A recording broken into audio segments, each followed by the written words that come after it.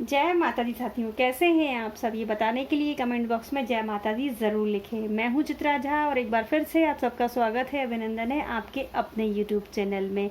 तो साथियों, आज की वीडियो में हम आपके साथ में शेयर कर रहे हैं कि पूजन में हमको श्रीफल मतलब नारियल किस तरीके से चढ़ाना चाहिए। देवी देवताओं को नारियल जब हम समर्पित करते हैं तो वो हमें कैसे रखना चाहिए, या फिर जब हम कलश में स्थापित करते हैं तो नारियल हमको किस तरीके से रखना चाहिए, सही तरीका क्या होता है। तो वीडियो में बने रहिएगा अंत तक मेरे साथ, और अगर वीडियो पसंद आए तो वीडियो को लाइक ज़रूर कर लीजिएगा और चैनल को सब्सक्राइब कर लीजिएगा। तो देखिए फ्रेंड्स, नारियल को जब हम पूजन के लिए खरीदें तो सबसे पहले हमको ये ध्यान रखना बहुत ज़रूरी होता है कि ये जो जटा होती है वो नारियल के ऊपर चढ़ी हुई रहनी चाहिए। पूजन के लिए जब आप नारियल खरीदें तो बिना जो जटा वाला नारियल होता है वो नहीं खरीदना चाहिए हमको। दूसरी चीज़, नारियल के अंदर पानी ज़रूर रहना चाहिए। बिना पानी वाला नारियल पूजन में नहीं चढ़ाया जाता है, इस चीज़ का हमें ध्यान रखना चाहिए। आप इस तरीके से बजाएंगे तो आपको पता चल जाएगा कि इसमें पानी भरा है या नहीं भरा है। सूखा नारियल पूजन में नहीं चढ़ाया जाता है, जो जटा वाला होता है, ठीक है ना। अब नारियल हमको चढ़ाते समय एक चीज़ का ध्यान और रखना चाहिए कि नारियल खाली नहीं चढ़ाया जाता है। इस तरीके से आपके पास यदि चुनरी वगैरह हो तो आप इस तरीके से चुनरी लपेट लीजिए और उसके बाद फिर देवी देवताओं को आप समर्पित करिए, ठीक है ना। और अगर आपके पास चुनरी नहीं है तो उस कंडीशन में आपको क्या करना है, इस तरीके से आपको मैं दूसरा नारियल बता रही हूँ, ये इस तरीके से हमको कलावा लपेट देना चाहिए और उसके बाद फिर हमको पूजन में नारियल रखना चाहिए। अगर आप किसी को दे रहे हैं तो भी नारियल आपको इस तरीके से लपेट कर ही देना चाहिए, खाली नारियल हमको श्रीफल नहीं देना चाहिए।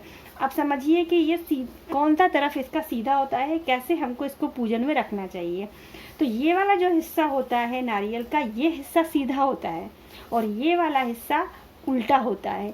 नारियल जब पेड़ में लगा होता है तो इससे जुड़ा हुआ रहता है, ये वाला हिस्सा नीचे लटका हुआ रहता है। इसलिए हमको जब पूजन में हम रखें तो ये वाला हिस्सा हमें अपनी तरफ रखना चाहिए और ये हिस्सा भगवान की तरफ रखना चाहिए। हमको इस तरह से नारियल रख देना चाहिए अगर हम पूजन में रख रहे हैं तब। ऐसे भी नहीं रखना है और ऐसे भी नहीं रखना है, और ना ही हमको ऐसे रखना है।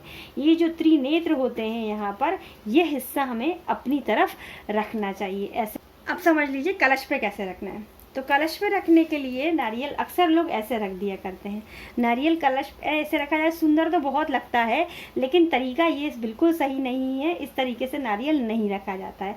अब अगर आप ऐसे रख देंगे तो ये भी सही नहीं होगा। ये जो त्रिनेत्र होंगे वो ऊपर चले जाएंगे तो आपकी सारी जो धन संपदा होगी वो सब ऊपर ही भगवान जी के पास वापस चली जाएगी। इसलिए हमको इस तरीके से भी नहीं रखना है और इस तरीके से तो नारियल उल्टा ही हो गया।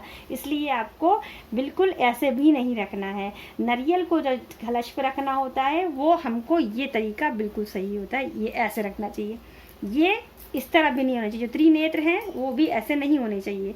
ये जो आपको ये पूंछ होती है, पूंछ हमारी तरफ नहीं, ये हमको ऐसे रखना है। आशा करती हूँ कि आपको सब अच्छे से समझ में आ रहा होगा। इस तरीके से आप जब भी कलश की स्थापना करें तो नारियल को आप जो भी पान के पत्ते वगैरह जो भी लगाते हैं या फिर आप वहाँ पे कटोरी में चावल रख के रखते हैं तो आपको इस तरीके से ये जो त्रिनेत्र होते हैं ये हमारी तरफ रहेंगे, तभी नारियल सीधा होता है। ऐसे रखना चाहिए।